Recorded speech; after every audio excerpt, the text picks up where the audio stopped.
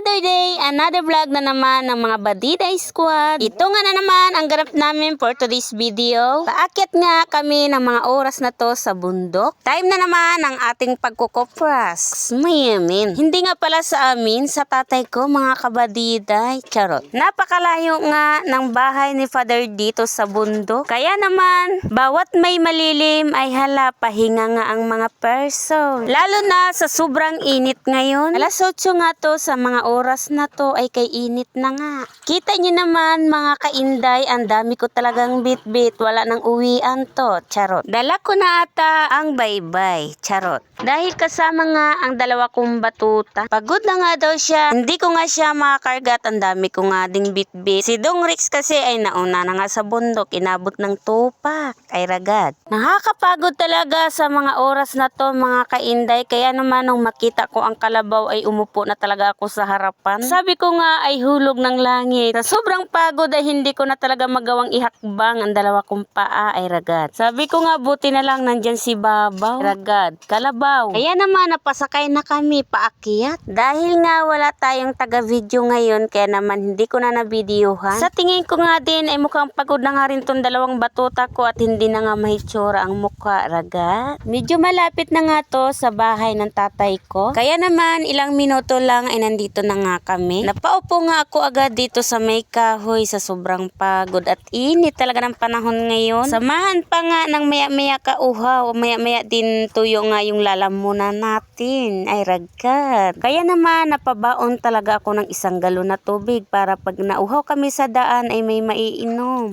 Isa nga to sa gusto namin dito sa bukid. Ito talaga ang kagandahan pag nandito ka sa bundok. Kahit mainit sa mga oras na to ay makulimlim nga dito gawa ng maraming puno ng mga niyog dito at saka dikit-dikit naman. Kaya hindi talaga masyadong mainit dito. Pagkadating nga namin dito ay nagsaing na nga ang aming bunsong kapatid. Kaya naman nagpahinga na muna ako saglit bago magluto. Ay ragad. At yun lang muna for today's ganap.